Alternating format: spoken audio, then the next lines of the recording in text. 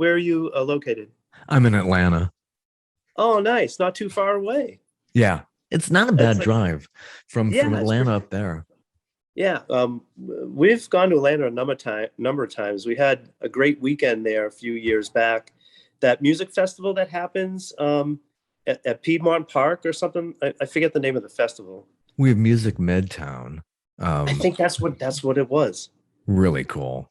Yeah, it was a great time. We had a great weekend, and we ate at this wonderful restaurant. It was a steakhouse somewhere. I don't even remember. It And could, we yeah, had a lot of fun going to the Varsity to get yeah, burgers and shakes. I guess that's like the quintessential thing to do in Atlanta, right? totally.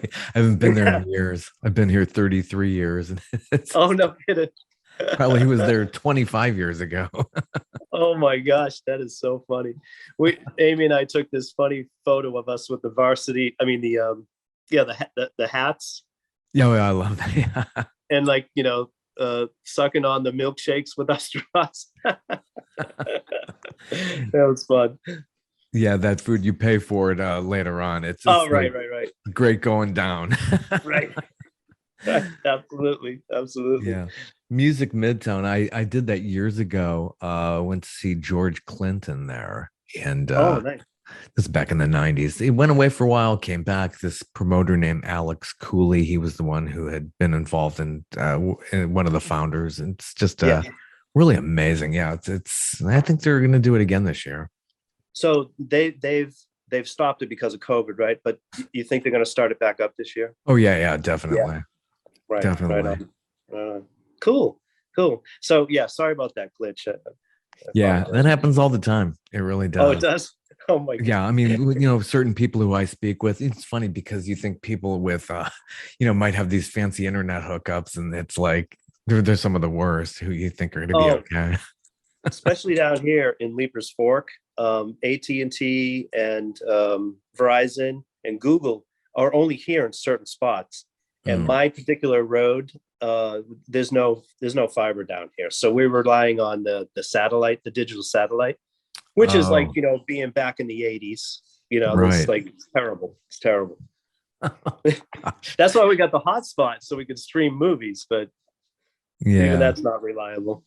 that's a real trade-off since you've been in Nashville. You like the more bucolic setting and everything, but then you pay the Right. price on technology. Right. Absolutely. Absolutely. Absolutely. So, anyways, So, thank you for having me. I appreciate it. absolutely. I am told you were a film composer. Well, Um, that's not by design. It yeah. kind of it kind of happened by accident. Back in 2000. Um, the band that I was in. I'm from Boston originally, and the band that I was in caught the attention of the chief engineer at A&M Recording Studios, and he said, we went back and forth. He came out to Boston and recorded us, and we went out to Los Angeles. But it came to him asking us if we'd like to come out to LA and we could record what would be our debut record, and would let the A&R people hear it, and would be good to go. Right? He had full confidence of it, and we said sure, would go for it. So that's what got us out to Los Angeles. And when we were just about ready to do the mixing for the record, one of the A&R guys came into the studio where we were starting to mix, and he looked like a ghost, and we're like, what happened? What's going on? And he's like, A&M Records just closed their doors. and Remember that. and like, what? Yeah. I guess Universal Seagram bought out A&M, Polygram. I mean, there's the whole. So everybody was like stunned. Nobody knew whether they had a job. Well, A&M was done, so those guys were out of work. Everybody at A&M Recording Studios, the lot there, they didn't know what was going to happen, and we were like, the drummer looks at me, and goes, 50 effing years this label's been around, and now they right when we're ready to. So we were devastated. We didn't know what to do, and so, but a little gem happened from that. So the recording studio, they, amongst all that merger, they allowed the studio to still function. So we were able to finish mixing and getting our record ready. It was like a ship without a rudder. and all the studio guys stayed there and were working. They still were getting the paychecks somehow. And so we were able to finish the record. And, we were able, we didn't sign the dotted line. So we still had all our music. So we were able to kind of shop it around a little bit to other labels, and no one bit. Right. So, at that point we were, playing at all the clubs in Hollywood. We had a decent name for ourselves in Hollywood. And at the shows, there was a lot of editors and producers and directors that would used to come see us play. And we befriended a handful of them.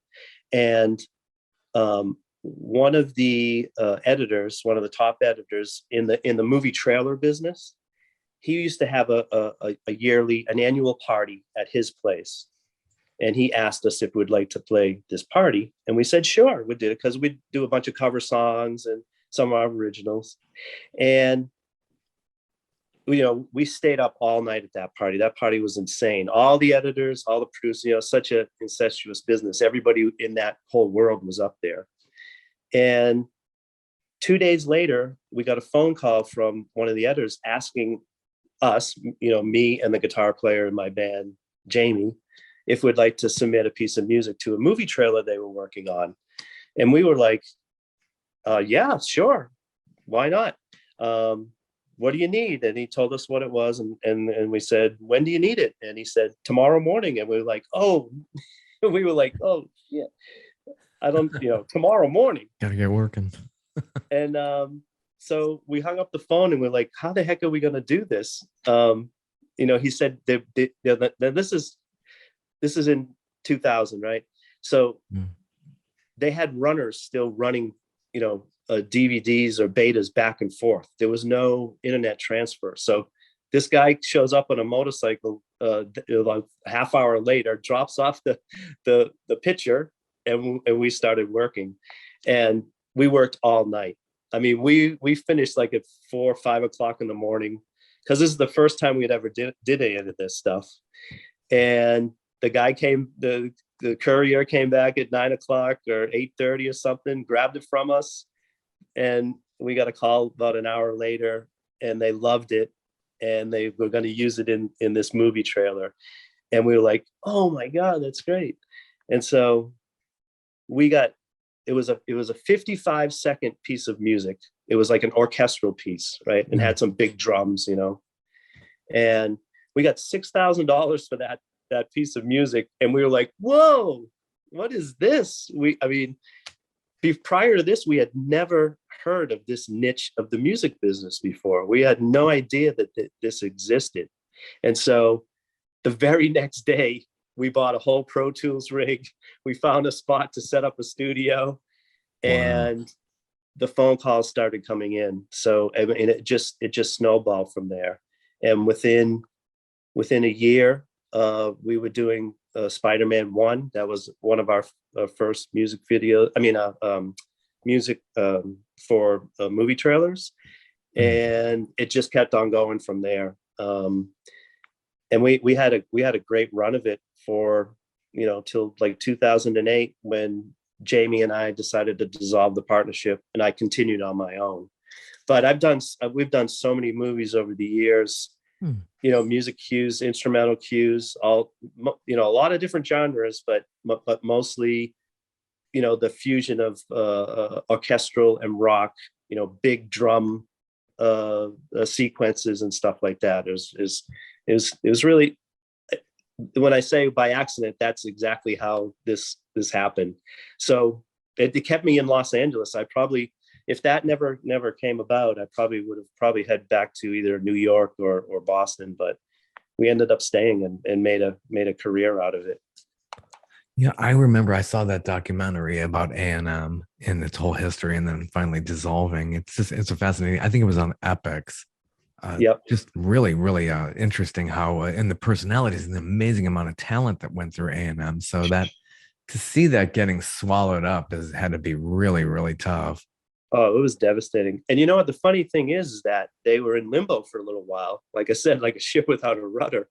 And then Jim Henson bought the studio, the lot, and he allowed A&M recording studios to still be running, and so they continued, even though the label was gone. The studio kept on operating. They changed the name to Henson Studios, but that was it. It's such a great lot. A lot of history there. That was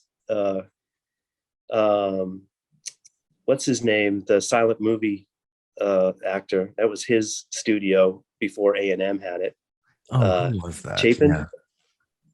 Oh, Charlie Chaplin. Charlie Chaplin, yes. Yeah. So there was purported ghosts that were up in the sound stages and stuff like that. It was a great experience there, playing and recording.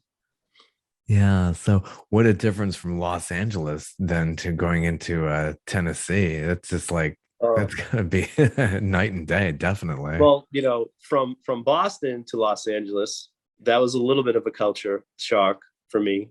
Sure. Matter of fact, our drummer at the time, his umbilical cord was stretched a little bit too far from Boston to Massachusetts. He ended up heading back home.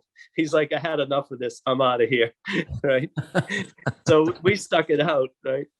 But yeah, moving from Los Angeles to here in Nashville, yes, quite a difference, in a lot of different ways too. But the people down here are so wonderful. Everybody's so friendly. The musicianship down here is like top notch. The skill level here is just incredible. You can go out anywhere that there's some musical act or performance, and it's top notch. I mean, more so than any other city, I think, in the United States. You got some pretty bad bands and musicians in Los Angeles, Boston, New York. Very rarely you see something that's really terrible here in Nashville. I mean, it's the top. Yeah. So your latest project, how long did this take to come together? And this is your first solo album, Chasing a Dream? I guess, yeah. I mean, yeah, I guess you can say that. It's, all those years of doing that film and TV composing, I didn't maintain the artist part of me, right? I fully dove into that. And so, moving here to Nashville, I kind of had one foot in, one foot out of that. And I started playing and writing again, doing little acoustic shows here in Nashville. And last year, the beginning of last year, I started to, start writing a little bit.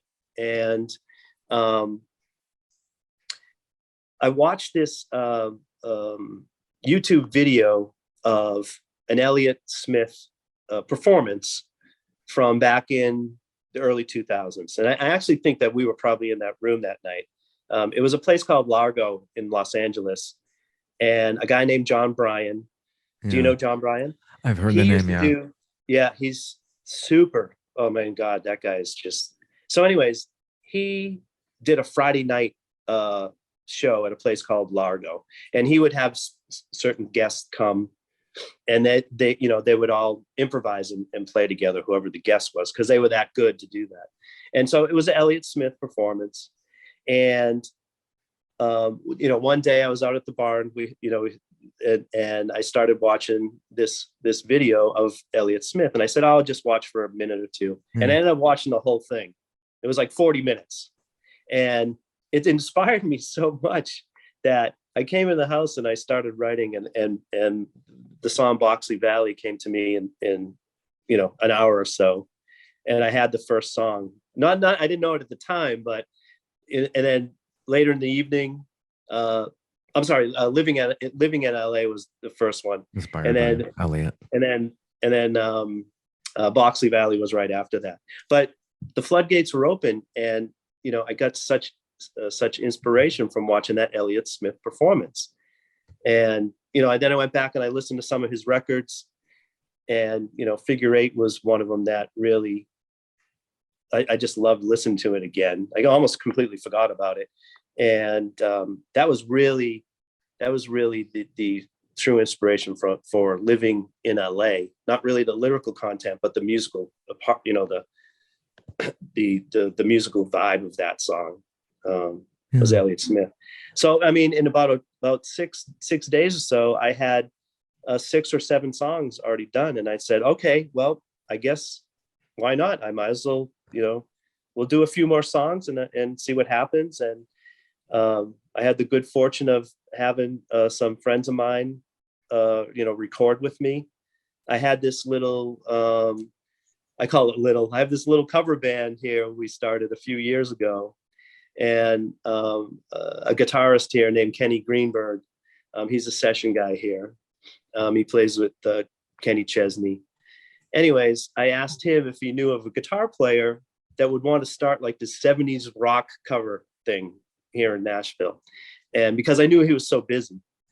And he said, oh, I think I'd like to do that. So I'm like, oh, cool, let's do it, right? And then by the end of that week, we had the drummer and the bass player. We had a full band, and the drummer, Sean Fichter, who ended up doing the drums for my record, Allison Presswood, who's a session player here in Nashville. So we started doing 70s rock songs and having a blast about it, right? Most of these guys down here do all the country thing, which is really close to rock anyways, if you really listen to it, right? Totally. Yeah. It's not like the old traditional country, but there is some of that stuff, coming up again, right? But anyways, so I asked Sean if he'd like to drum on the record. He said, sure. And then my old guitar player, Jamie, who was my partner in the composing business we had, he was still out in Los Angeles. So I asked him, so he jumped in. So we did tracks. I did the demos here in Nashville at my studio, and then over to Sean, who lives next town over from me. And then it headed out to Los Angeles. Jamie did all his stuff. My buddy Stefano did some guitars and vocals as well. And then it came back to Nashville. So that's how we completed this record. And it took a couple months to actually do it. And it's like all these parts. Did you send files all over the place? Yeah, I know. It's like, when you think about it, it's really insane that, a piece of music can travel across the country in the airwaves and then, and then come back. It's amazing. It's amazing. I think the record sounds great. Stuff. Right. But yeah, I really love how it all came out. I'm really proud of this record. I enjoyed writing the songs, the themes of each of the songs and the overall theme of the record. It was really fun, and I'm really, really blessed to have those guys come on board and do the record with me. Yeah, and that first single, "Time Won't Heal," directed by somebody. It's a beautiful video that you have on YouTube as well. Thank you so much. Patrick Johnson directed this. Super cool dude. Knows what's needed to be known about the cameras, about the lighting, and he's just starting out himself.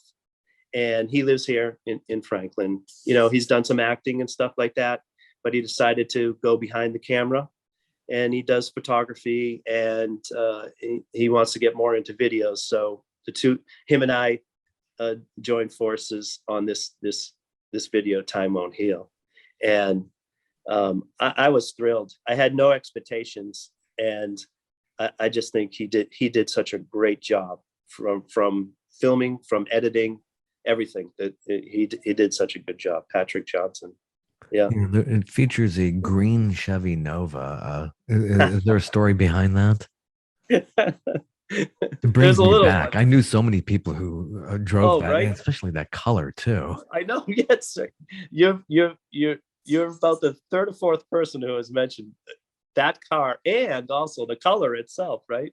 Yeah. When I was a kid, I had a Ford Maverick. That was that thing was terrible.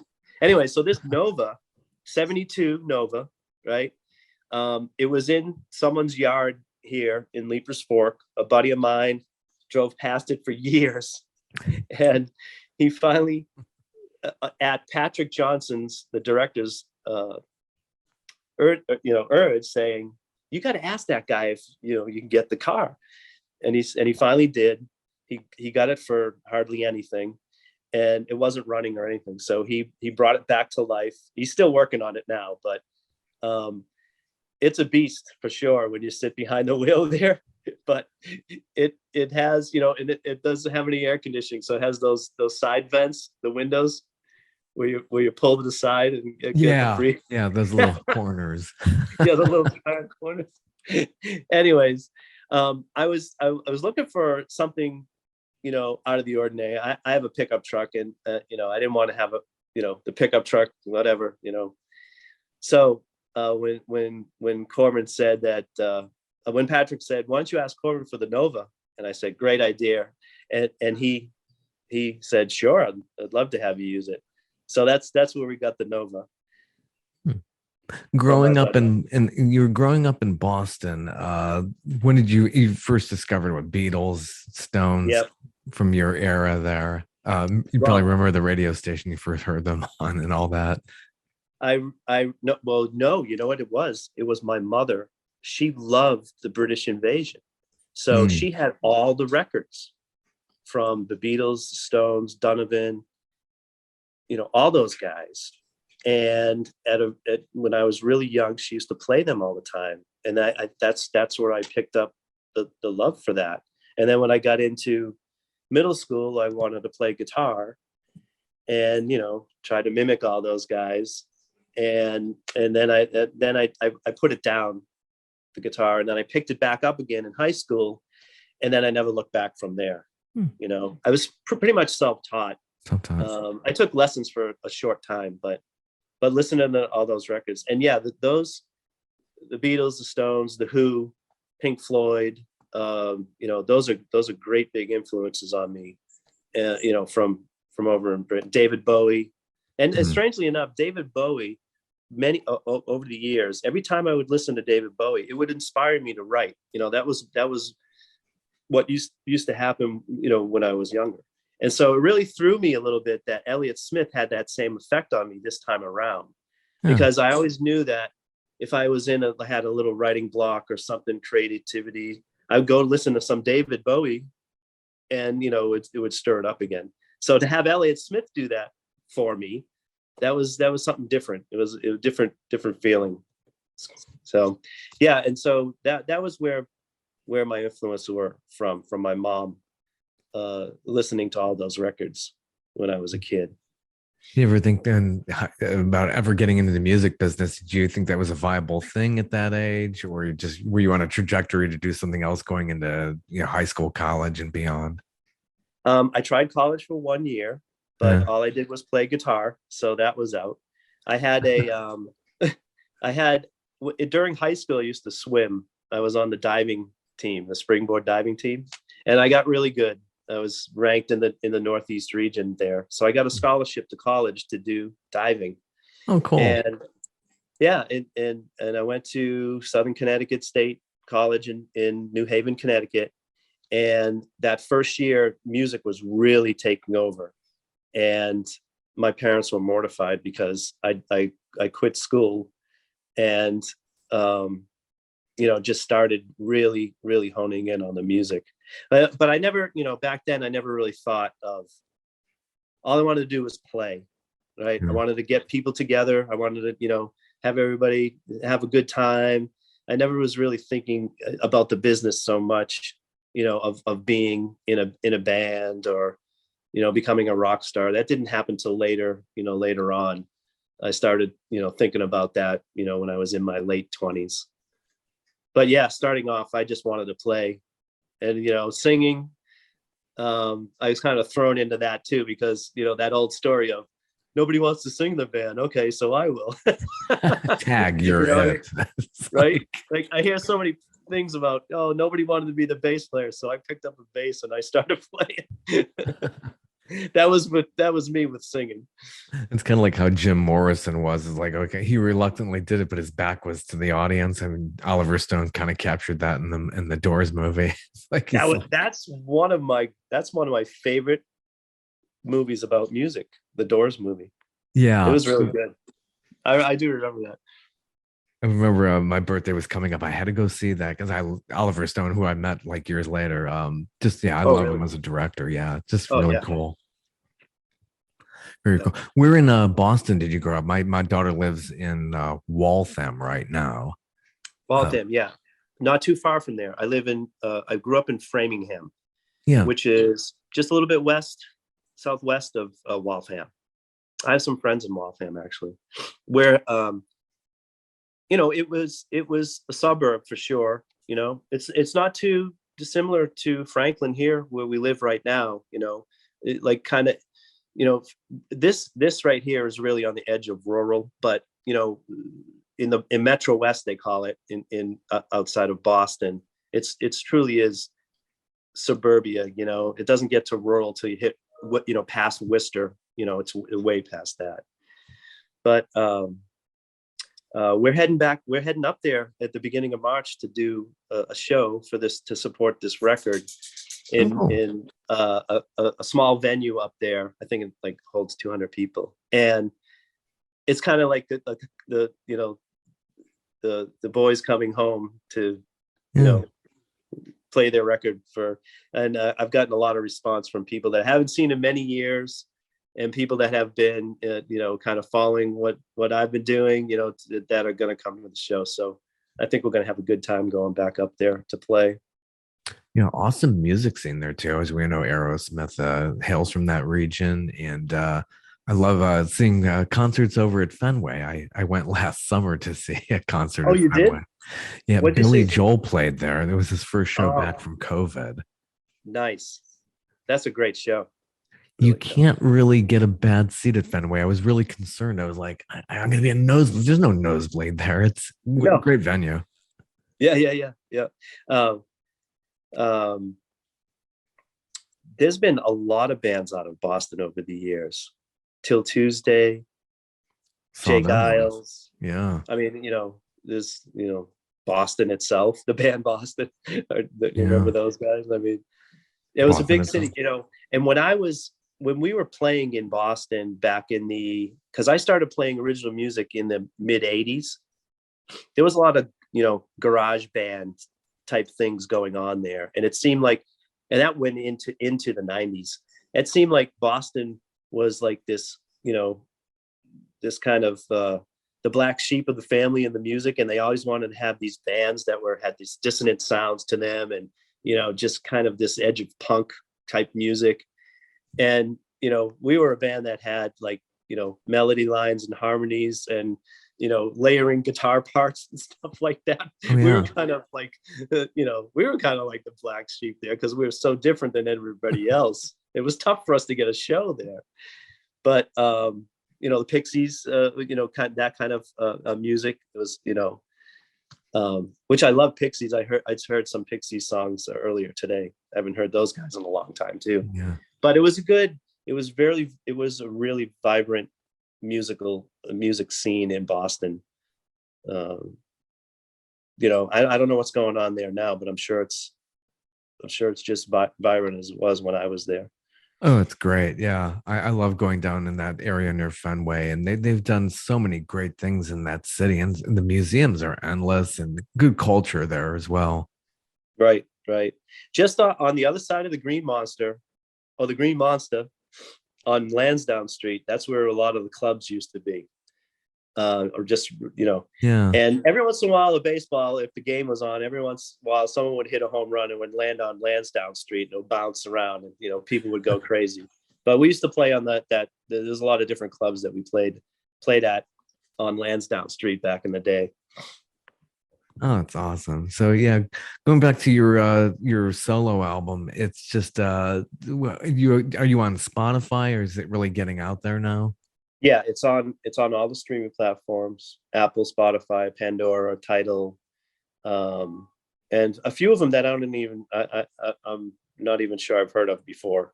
But yeah, it's out there. It's doing, for an independent release. I'm really happy with what's going on there. So I just put it out there, and try to. I like to say, give these little songs a chance. So, I want to see if we can get it out there, as many people as possible to listen to. Yeah, and can they get physical copies as well? Do you have CDs, LP versions? I don't have that right now. And that was, it was a decision to not do it right now to see, how things go. But now that we're going to start scheduling a lot of shows coming up in March and through next year, I think I'm definitely going to make some CDs. I don't know a lot of people that listen to CDs, but there still is some that do, right? It comes Uh, back, doesn't it? right. I mean, the vinyl, right, is, Yeah, who knew? I know. You'd be like, oh, I'm so sick of the scratches dealing with needles. I'm just like, oh, I Right. want to get out of that. And CDs were so nice and clean. And now, yeah, Right. what's old is new again. Right. Exactly. You always go to a show and, you have a bunch of copies. I mean, I've been to so many shows where, the artist is trying to sell copies of the CDs. So they're easy to carry with you too, as well. Well, Lord knows you probably make more money selling CDs than you do on the streaming. Anyways, Jeez. Yeah. What do that's you a get? whole Like, crazy issue. yeah, I hear about that. It's like, what do you get? Like a penny or halfpenny per play? It's just really insane. It is. It is. The musician gets hit again. I mean, over the years, always, right? It's probably Oh, will never totally. change. Yeah, it Never never change. changes. It's like, you hear these horror stories, even going up to the Beatles. It's like, everybody got screwed out of something. Somebody Yeah. ran off with their publishing, or they're not making the money they should be making. Right. Right. Absolutely. So, and in the movies, you have some interesting credits here. The Departed. How were you involved with that? That was before Jamie and I dissolved the partnership. That was we called ourselves Swag Music Group. That was our composing company, and um, those movies, when we were in Swag Music Group, we would get calls from editors, and they would give us an idea of what they wanted, and we would go and write and compose a piece. The Departed was that. I think there was one or two cues that they used in the movie trailers for that movie.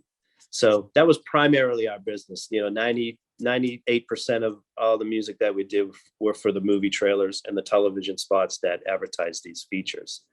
So it was a orchestral piece that got in there for that movie. I was just talking about that movie today. So funny. Someone had brought up Whitey Bulger, Yeah, the Winter yeah. Hill Talking about Gang, Boston. and that movie was loosely based. Jack Nicholson's character was loosely based on Whitey Bulger. It was like the Irish mafia or something like that. Yeah, But we had, back in the early days, they loved our music so much. And are you still there? I yeah, almost lost you. That we kind of fell into a good group of people that were really doing all the work out of Hollywood for the movie trailers. So we're very fortunate to have that to fall in our laps, but we had the skill and the know-how to pull it off. I mean, we're flying by the seat of our pants for a couple of years, but we got it down pretty quickly. yeah. Excellent credits. Another one, No Country for Old Men. That's one of my favorites. It's just a really, Such really a great hard feature. movie, right? That is a scary movie. Hmm. Think about it. Can give you some nightmares there. Yeah, definitely. That particular movie. Now that was when I was doing my own thing. I called that business Lucky 13 Music, and that was more sound design stuff. That movie. I believe that movie had very little music in it. There was Right. not a big score to that, and so the trailers, they didn't know what the heck to do about it either. The movie trailers, they don't use really any of the music that's in the feature. It's Yeah. a whole separate entity for that, which Yeah. is A few people don't know that. I know. I didn't know when we started, right? I always thought they just took elements from the feature and put it in the trailer, but that's not the case. They need those pieces of music in the trailer need to draw you in, like Right. the editor design. So it's got to be up bombastic and so yeah, that the No Country for Old Men was more sound designy type stuff instead of an actual like piece of music per se. If you understand what I'm Yeah. saying. Yeah. Yeah. Definitely. Yeah. You need to draw people in, and it's whatever it takes to do that with the soundtrack, with the trailer. It's going to get people to, that's why sometimes you'll see a trailer and you'll be like, it's so much better than the movie. It's like, Some of them are. Absolutely. I that have a good feeling is, yeah, it's so sinking. I have a good example of that.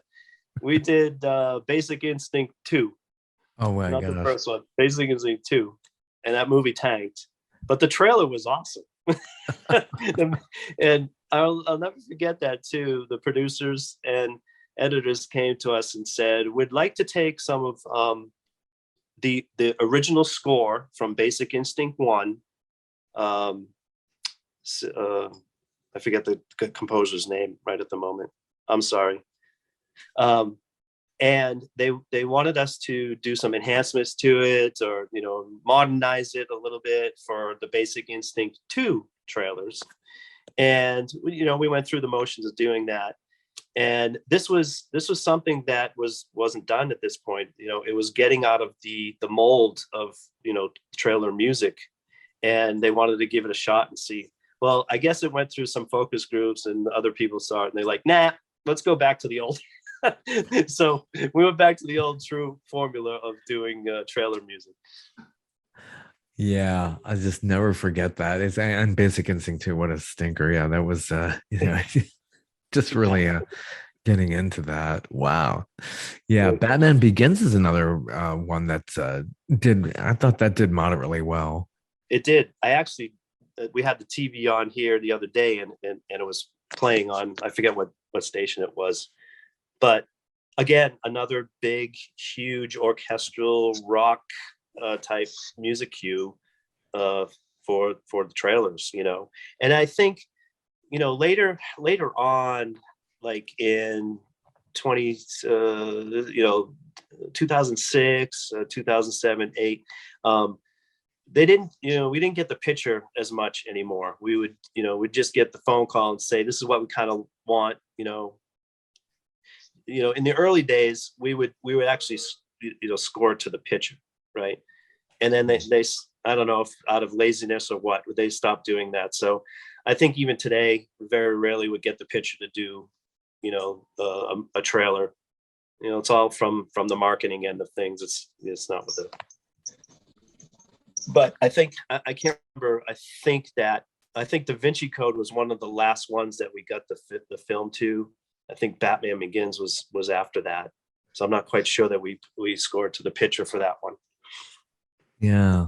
And how's the process different from composing for film versus you putting together this album? Very similar in the recording process of it and writing. It's just well, I guess mostly for me in the trailer music, there's very rarely any vocals going on. True. So so that's a big thing, and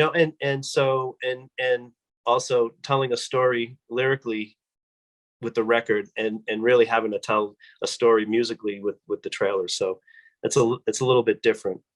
And the trailer music too, it's usually myself that's doing it, or when I have my partnership with Jamie, the two of us. But with this record, it was 5 of us that were involved in this. So a lot of going over different ideas with each other. A lot of stuff ending up on the edit room floor, as they say. Jamie and I still laugh about a guitar and pianos parts that he did from some songs, and I'm like, and he's like listens back to it. He goes, I'm not in there. No, I didn't make it. So we joke about that every once in a while. So yeah, that's the differences really. I think is vocally the lyrics, the vocals that are involved, and plus the community of it with all the players that are involved. Yeah. Yeah. So playing live now these days, and you're doing these 70s covers, who are you covering these days? Are you doing a lot of like Tom Petty and Eagles and people like that? Well, so we started with the 70s, right? So it'd be the Beatles, Stones, Creedence Clearwater, Steve Miller, all those guys. And then we kind of crept into the 80s and 90s with, Elton John's from the 70s too, but Tom Petty and, John Cougar Mellencamp. And so, Petty is a huge influence on everybody. I think about that all the time. It was such a great loss for us, big as time. David Bowie was. Excuse me.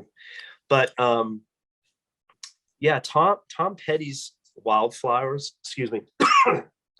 record, I just absolutely love that. And I wanted to have my record Chasing a Dream, even though that was from 1994, the sonic, the sound of that record, I wanted to try to imitate that for my record. I think that Sean had mixed it. I think he did a great job to capture that. Wildflowers, I loved. I got it immediately, and I thought this is him at the pinnacle. I just recently got the She's the One soundtrack, which was I guess from that period. It's just wow. I love the way they put that together. Have you seen the the documentary that they put together? Just no, I haven't seen that. It's on my list to check it out. Well, I wish you the best for Chasing a Dream. You're going around there touring and playing live, and further success over in Nashville. Hopefully, more projects to come out of there for you. Thank you so much. I appreciate you having me on to chat about all this stuff.